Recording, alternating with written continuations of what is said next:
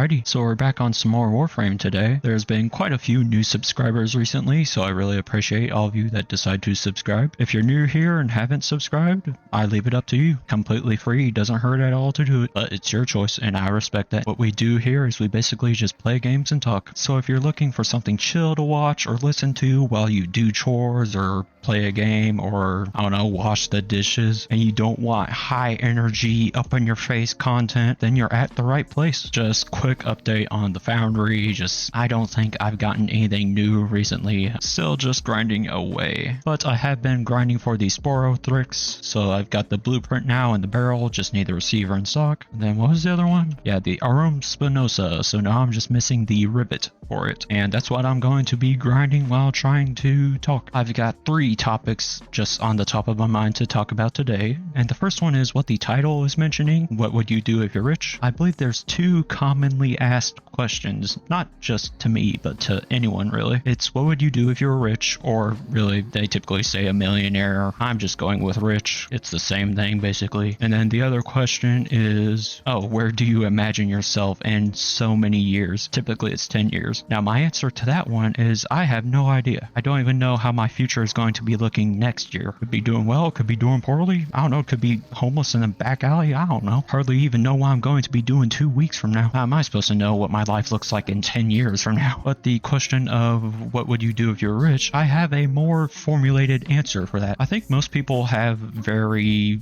descriptive answers for it. They have big plans. Some of them might be slightly joking. I don't completely know. There's ones that are like, oh, I'll buy Activision and make Call of Duty great again. I ain't doing any of that business stuff because I don't know jack squat about business. You see, I recognize that I am not that smart. I know that I am not qualified to make business decisions, even if I was rich. So what would I do then if I was rich? Well, first things I would do is I would definitely pay off my student loans. Just get that out of the way. I don't think it's that much compared to others. I'm on the at least a little bit of the cheaper side. I didn't go to a very expensive college. I basically just saw college as college. Just go to a decent one. Doesn't have to be stupidly expensive. I don't think going to a more expensive one provides that much more value. A good teacher is a good teacher, and I was not looking to accumulate a bunch of debt, so I would get my loans paid out of the way. I think my sister still has some loans to pay off, so I would pay off hers. I think my brother is already done, thankfully, which is really good to hear. Being in debt absolutely sucks. Try to get out of it as quick as you can. So I would do that, and then I would also pay off anything my parents need. I don't think my parents are in debt, but you know, their taxes, their house payments, that kind of deal. Help them live life a little bit more relaxing, you know. I've got a good family. I care about them a lot. They care about me a lot. I recognize that I am pretty lucky in that regard because some people are not so lucky. So basically, I'm going to pay off any sort of loans or debt that me and my family have. And then that's kind of it, really. I don't have any other grand plans. I feel like most people have something big they would want to do. I would just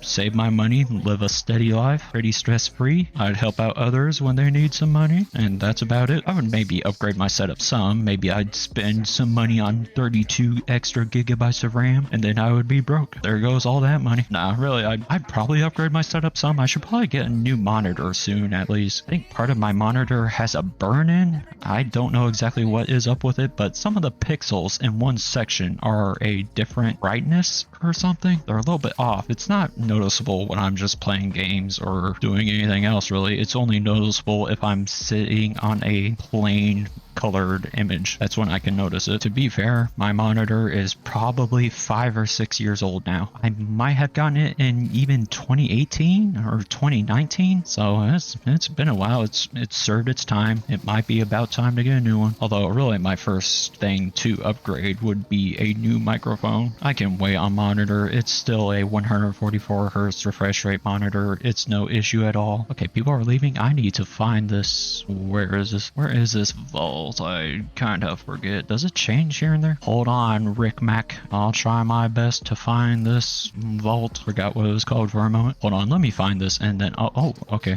Good job, Rick Mac. That's our boy right there. Or girl. I don't know. That's our gamer right there. So yeah, basically pay off loans, any sort of debt, and then upgrade my setup some. That's what I would do if I was rich. And help out others in need. It's really not a complicated answer. I wonder what refresh rate I would upgrade to for my monitor, because it seems like they're going to some pretty insane degrees, but I don't know at which point you start to get diminishing returns to where you don't even really notice a difference in the frame rate. Because I can believe there's a difference between 144 hertz and 240 hertz. That's probably somewhat noticeable at the very least. You can probably feel it, more importantly, because really it's like your eyes don't see too much of a difference between 60 hertz and 144 hertz, but you more so feel it when you're moving your mouse around or your cursor or whatever you're playing on. I don't know, but whatever upgrade I get next, it's probably just going to be a 240 hertz one. So that's the first topic out of the way. The next topic is something that's kind of always driven me a little bit crazy ever since I started doing YouTube, and that's YouTube advice. It's really a rabbit hole. It seems like people say many different things. I kind of get a little bit maybe upset or frustrated. It's not really anger, it's just it kind of bothers me when, okay, hold on, image. Okay, well, teammates got it anyway. But what I'll say is it kind of bothers me when people really focus on just the pure analytics of YouTube, because it more so seems like they're not caring about the joy of it. Actually, they're not caring about the hobby part of it. They only care about the views, the performance, the metrics, the money. Now, of course, I care about views to at least some degree. I do want to be able to do YouTube for a living, but the reason why I want to do it for a living is because it's something that I actually enjoy doing. It's something that's fun. I like to make videos even if I don't do any sort of crazy editing. It is fun to just play games and talk and post it online for others to see and hopefully enjoy. For those of you that don't know, I got a degree in computer science and I don't really vibe with computer science that much. I'm also just not that good at it, to be honest. Computer science is pretty hard. I mean, there's times where stuff works or stuff breaks and you have no idea why. It's kind of funny in a sense. Isn't there something with Team Fortress 2 where it relies on a coconut image? I don't know if that's a meme or a real thing, but yeah, stuff like that can happen and you're just dumbfounded by it. It's some wild stuff. Really, the reason why I decided to do computer science was it wasn't even completely my decision. My parents just recommended it to me because I didn't know what other career path to choose. Because my thing was, in high school, I never really thought about my future. I never thought, oh yeah, I have to get a job someday. I have to make money somehow. I've always kind of just been in the mindset that, oh, it'll fall into place, you know, something will happen, whatever. I ain't got to focus on it too much. Yeah, and that was a mistake. It's just, it really is a lot to focus on or think about in high school. And also, high school does not exactly give you much of a taste or knowledge of what career paths are out there. You understand basic stuff that, like, yeah, there's engineering type stuff, there's mechanics, there's plumbers, computer science, but there are a ton of jobs out there that you just don't even know about. Construction, but you don't actually know how hard any of it is. You don't know how it is to actually work any of those jobs. Computer science, I never really thought about the difficulty of it. I was just,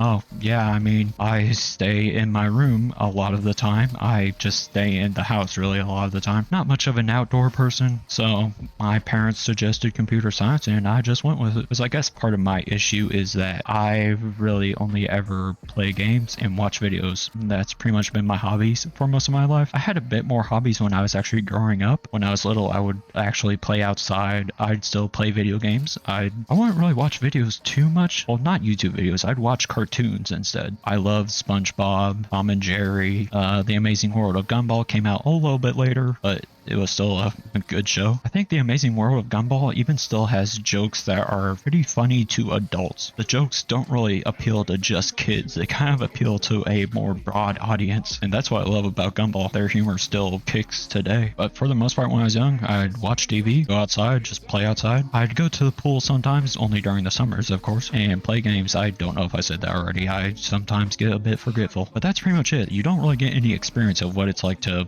I don't know, be a mechanic or do any sort of engineering. I guess there was some sort of kinda engineering in my high school. I took a woodworking class and it was alright, but it still is just a small taste of woodworking actually. It's only for a semester, right? So pretty much one season. I think that is something that high school should focus on a little bit more, just giving you more knowledge to the careers that are out there and how it is to actually work them, how it is to learn them. Really, I thought computer science was going to be a ton of coding. When I went into college. And then my brother got a degree in computer science, and he said that it was a bunch of math. So then I thought computer science was going to be a bunch of math. It turned out to be neither of those, really. It turned out to be a ton of just reading and essays. Now for my first college, because I did a transfer, hold on, train of thought lost. What? Oh yeah, transfer. Basically, my first college was just 2 years, got an associate degree at it, and it was basically just general education, some English, some reading and writing, a little bit of math, some science classes, stuff that you would pretty much see at high school, maybe a little bit of a more advanced level, of course, and a few coding classes here and there, not too much. Sadly, I only took 1 semester of Python, which kind of stunk because I felt like Python was actually the language I understood the most, but they seem to teach Java the most actually. That and some HTML and CSS, they tend to teach that the most, I believe. So yeah, college was not that fun for me. I'm also just not much of a people person. Not that I dislike people necessarily or don't want friends, but I'm more of an introvert, so I didn't really speak to anyone at college. I mean, everyone's new. I never really thought of college or school as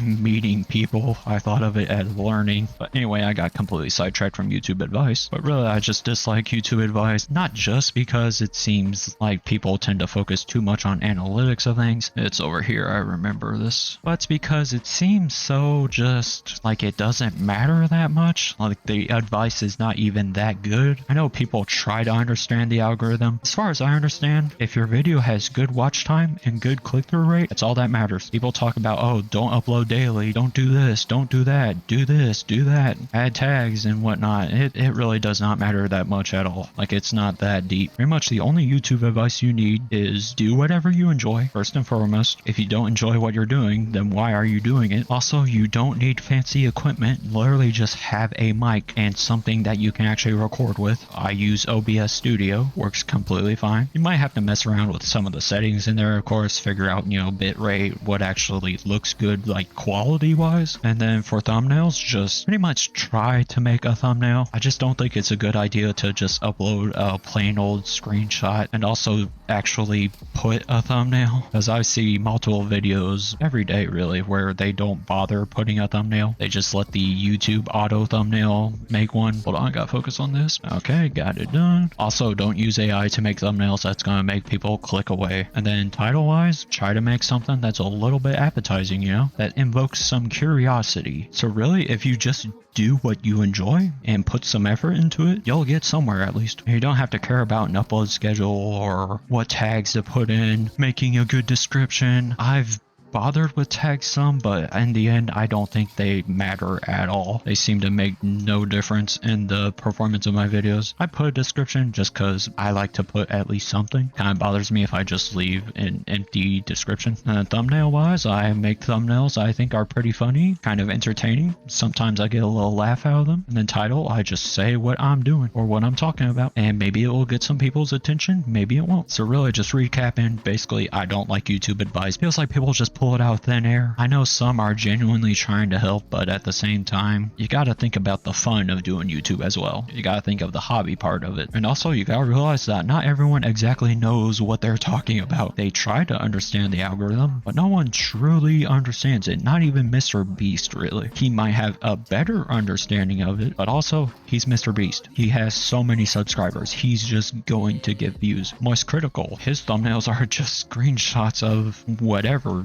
typically Twitter. I don't really recommend doing stuff like that because you're probably not going to get any views. It is a bit low effort, I think. I mean, of course, you're free to do whatever you want to, but also part of the reason why Moist Critical gets so many views for each video is because they see the name. They don't necessarily see the thumbnail that interests them or the title. It will stick out to them for a moment, and then they'll see that it's uploaded by Penguin Zero, and so they go, oh, okay, it's Moist Critical. Yeah, I'll watch that. It really is like smaller channels are at a disadvantage per se because people just don't really know you, right? They don't really know you, so they're not too inclined to click on your video unless it's got a really appetizing thumbnail and title. Watched a video by Veritasium talking about clickbait thumbnails. I don't think clickbait is exactly the right word for what he's talking about. I think you just want to make a thumbnail that's an eye grabber, right? it gets your attention. Because when people think of clickbait, they think of misleading. But really, there's two meanings to clickbait. There's clickbait in the sense that it's just an eye grabber, and there's clickbait as in it's misleading. So really, just focus on the eye grabber. Also, just one last thing that I don't like about YouTube advice is I think it gets you to like just doubt yourself or feel like you're doing something wrong. It kind of almost fear mongers you, for lack of a better term, when in reality, you're not really doing anything wrong. You're just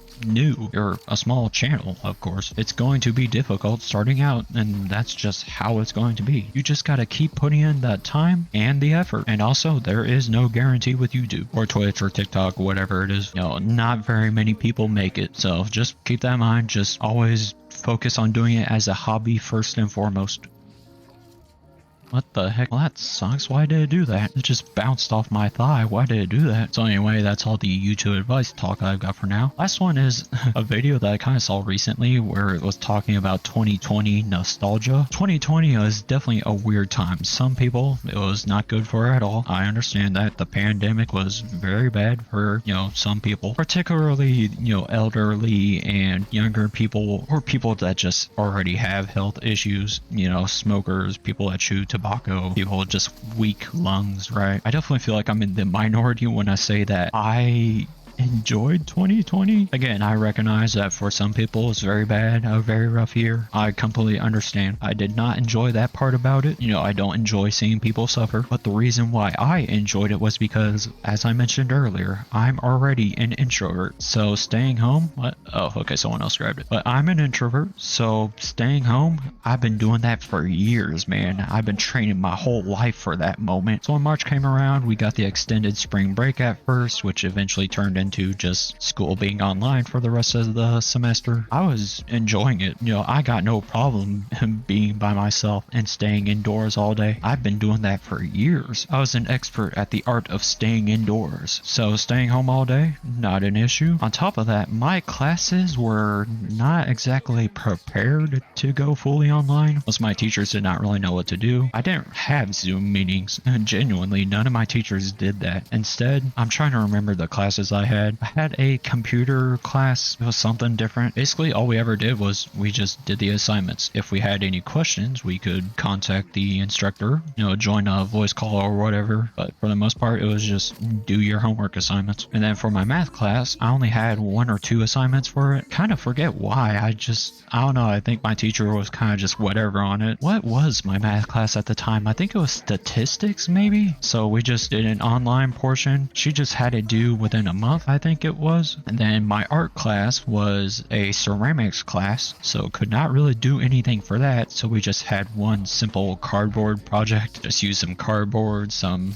markers, and some hot glue. So already my computer class, just regular old assignments, no meetings or anything. Math, I only had 1 assignment. It was due after like a month. Art, well, can't really do ceramic at home. Don't have the materials or a kiln for it. And then what else was there? I mean, study hall period is just study hall, so it's already basically free time. And my English class, what? Did I have an English? I mean, yeah, surely I had an English class. What? Oh yeah, we were reading some book. I think it was The Scarlet Letter. Honestly, I did not read the rest of that book. We just had some quizzes over it, and all I did was I just skimmed through it when taking the test. So that was the only assignment we had for English, just read The Scarlet Letter, complete some tests on it. And then I think I had something in science too. What was it? Maybe biology at the time? I don't think it was chemistry. I mean, the fact that I can't remember at all means that it probably was not much work at all. Means that it probably was not much work either. So basically, I kind of just had a 5-month long summer break. That's what it felt like, especially when not having to get up at 6 a.m. because that's the time that I would always have to get up for high school and elementary school. So COVID for me was basically just a 5-month summer break, which was why I enjoyed it so much. And I'm an introvert. I'm not an extrovert. So while people were confused as to how some people could just stay indoors all day and be entertained, I was confused how people could not be indoors all day and not be entertained. While people were asking, what do you do indoors all day? I was asking, what do you people do outdoors? Like what, you go drinking out with friends? You go party with friends? For me, staying indoors was easy peasy. Play games, watch videos. That's already what I've been doing. So when other people were like, oh, I don't know if I can handle handle being indoors all day. I was like, what are you talking about? I really do wonder what some of the people that were more outgoing, more outdoorsy were actually doing on a regular basis. I don't know, extroverts, man, they're wild. They find the introverts and adopt them. Now in the fall of 2020, we got back into school in person. We just had to wear masks. Wearing mask places was not fun. I did not enjoy that, especially since I have a beard. And also the masks just did not completely fit me that well. They fit pretty uncomfortably. It would pull on my earlobes and just kind of be painful almost. But man, I remember the craze of Fall Guys and Among Us. Those two games were definitely the highlight of 2020. Oh, I also had a Spanish class during COVID. That was easy. Just Google everything. And also I think my Spanish teacher was already pregnant. I believe she had a baby during fall of 2019. Now, just for the record, the baby is completely safe, was healthy the whole time. They're good, though. You don't gotta worry about them. But it really did make my Spanish class just a joke. And I had to take 2 years of Spanish as well. So my Spanish 2 basically went easier because Spanish 1 was so rough since I had a substitute teacher the entire time. And on top of that, half of it was during COVID. So Spanish 2 was more like Spanish 1.5 or almost Spanish 1 even. Anyway, I think that's all I got to yap about for now, so hope you guys enjoyed. I'll see whatever I do or talk about in the next video. I think I have a plan to try to beat Minecraft upside down. We'll see if I follow through with that or not. Anyway, appreciate all the support. See you guys then.